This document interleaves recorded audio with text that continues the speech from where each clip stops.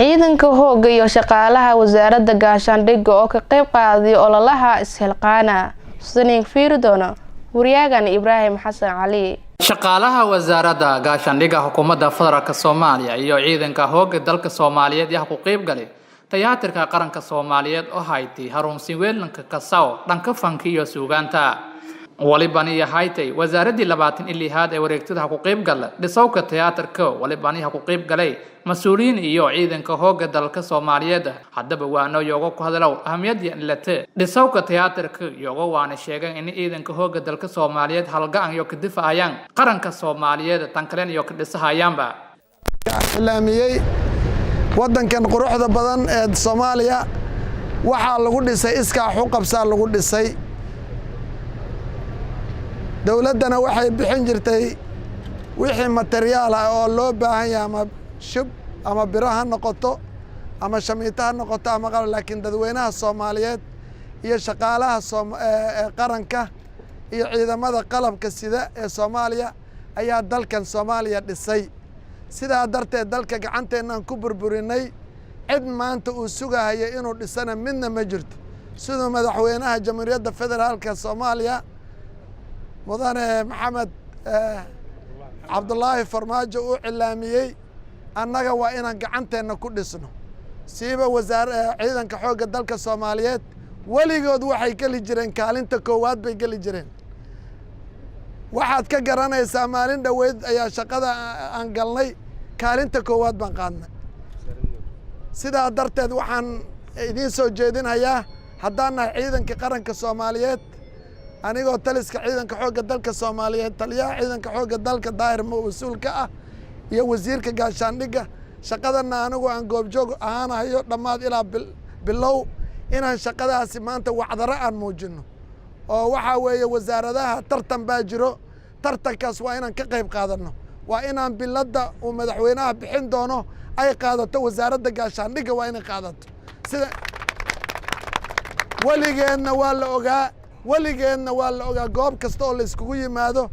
waligeed wasaaradda gaashaandhigga kaalinta koowaad qaadan jirta marka wasiir waxaan diyaar u nahay annagoo amaawiirtaada aan fulinayno inaan ka qayb qaadano danta guud oo madaxweynaha Jamhuuriyadda Federaalka cilaamiyay wax ciidankan maanta ku hortaagan iyo shaqaalihii wasaaradda gaashaandhigga ku hortaagan diyaar waxay u yihiin inay saaka ay ka qayb qaataan mashruucaas oo madaxweynaha cilaamiyay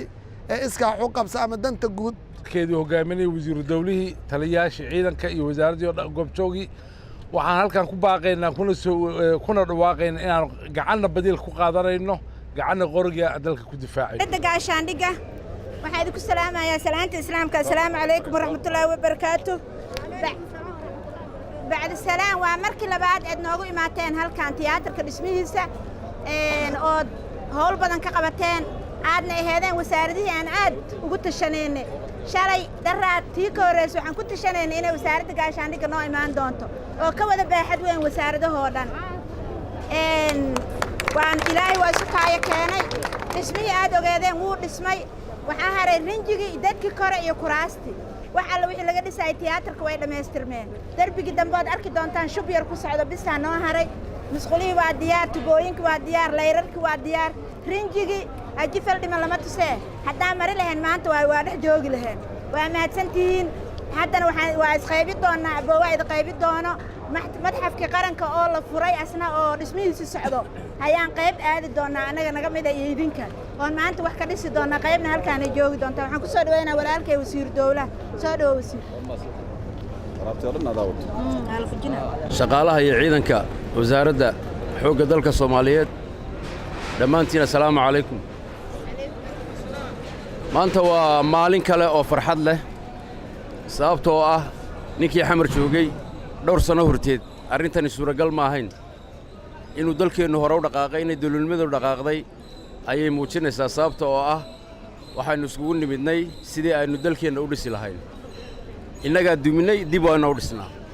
sababtoo ah ingiriisi naguma soo duulin faransiisina naguma soo duulin innaga ayaa gacmaheenna ku duminay markii horena innaga ayaa dhisannay hadda waxaa loo baahan yahay inaynu gacmaheenna ku dhisanno oo aynu xooggeenna iyo maalkeenna iyo muruqeenna iskugu geyno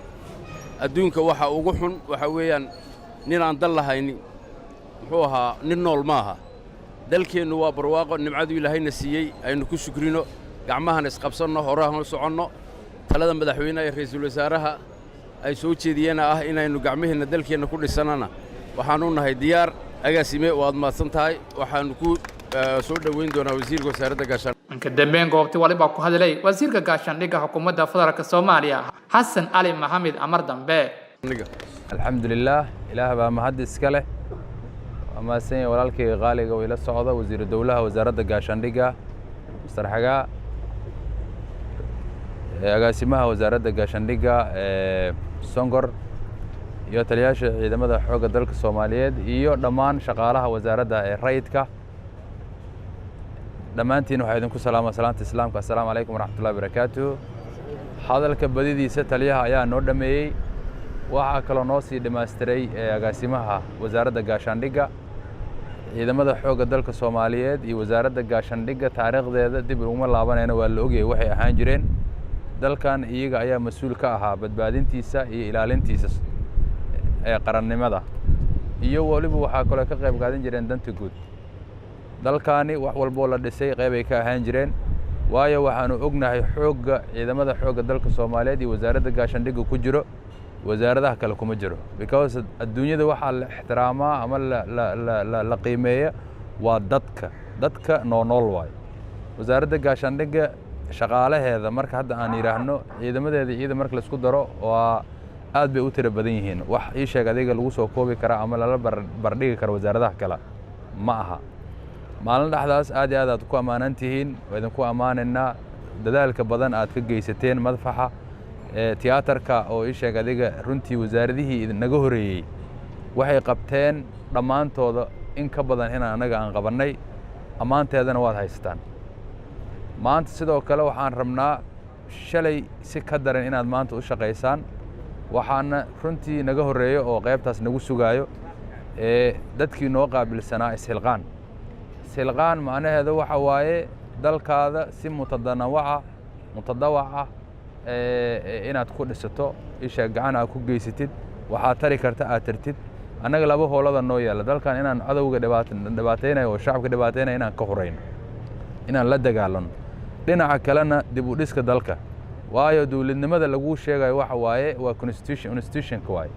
waa waxyaabihii dawliga oo muuqaalka dawladnimada oo naga burburay ayaa qayb ka ah inaan soo celina ayaa marka muhiim ah runtii waxaan runtii u mahad celinaynaa fikirkan saliimka oo wanaagsan oo inuu dalkaani ay wasaaradihii dhan u hoggaansamaan madaxweynaha jamhuuriyadda federaalka Soomaaliyeed mudane maxamed Cabdullaahi Maxamed Farmaajo iyo ra'iisul wasaarihiisa Xasan Ali Khayre oo runtii dadaal badan ku bixiyay in la dhiso nidaamkan oo ah ishilqaan oo wasaarad kasta iyadoo shaqadeeda gudinaysa hal maalin ay siiso dawaamkeeda ku soo aaday inay ii sheeg adiga ay ka qayb qaadato dib u dhiska dalka runtii waxaan filaynaa ii sheeg ama aan rajaynaynaa haddii tiyaatarkii iyo madxafkii iyo aan ku guulaysano qaybo badan ayaa noo dhiman waxaan rajaynaynaa waliba silqaankan waana u sheegay waxaan rajaynaynaa in lagu daro isbitaalada xoogga dalka Soomaaliyeed sidoo kale in ishilqaan aan ku dhisno maanta qaybihii kale haddaan soo dhisno ishilqaantan sidaan ay u soconaysaa 26 wasaaradood ay dawladdaani ama xukuumaddaani ay ku dhisan tahay in madba meeshii markaasi priority ay leedahay inaan ka shaqeyno marka aad iyo aadaan idinkaga mahad celinaynaa inaad dhammaantiin idinkoo tiradan intaan la eg soo xaadirtaan hal maalin waaye halka maalin waxaan u baahannahay dhididkiin inaad u bixisaan dalka inaad dhididkiin u bixisaan ayaan idinka rajaynaynaa waayo waan ognahay waxaad diyaar u noqoteen inaad naftiina aad bixisaan inaad dalka u dhimataan qaar idinka ka mid ah ilaah u naxariisto ayaa waxaad ogtihiin oo shalayta idinla joogay inay dhiiggooda u bixiyeen dalkan annagana inaan dhiidkeenna iyo dhiiggeenna iyo dhacaankeenna dhammaanteennaba aan u wada bixinno gacmahan isqabsanno idinka iyo wasaaradda qaybta shaqaalaheeda civil servantga annaga hal wasaaradan nahay ma aaminsani dadka dhahaya taliskana gooni waaye shaqaalaha rayidkana gooni waaye dhammaantiina waxaa la isku yiraahdaa ama waxaad hoos tagtaan wasaaradda gaashaandhigga marka hal tiimaan nahay hal wasaaradood ayaan nahay waxaan rabnaa si wada jir inaad u wada shaqaysaan fikirkiina aad isku biirisaan xooggiina aad isku biirisaan intaasaan idinkula dardaarmaya runtii wasiir dowlahan aad buu u mahadsan yahay waa ila joogaa agaasimihii saas oo kale idinla joogi doonaa annaga shaqadan waa idin bilaabaynaa xaggaan tagaynaa marka xagga aan tagno gabadhaan wareysanayna shaqada noo taallo oo maanta la rabo inaan qabtay iidaa noo sheegaysa markay noo sheegto kadibna shaqada siday tahay inaan u qabsanno waqtiga yar oo annaga aan dalka aan ku bixinayn iyaysan qof walba meel iska fadhiisanin cid ku ilaalinaysa ma jirto cid ku qasbaysa ma jirto laakiin adigaa la rabaa damiirkaada cid kaa xigta dalka ma jirto marka damiirkiina waxaa la rabaa qof walba damiirkiisa inuu ka shaqaysiiyo wax la taaban karna meeshan aan ka qabana aad iyo aadna u mahadsantihiin wasalaam Ibrahim Hassan Ali Ibrahim Tolman telefishinka dowlad goboleedka Koonfur Galbeed xaruntiisa magaalada Baydhabo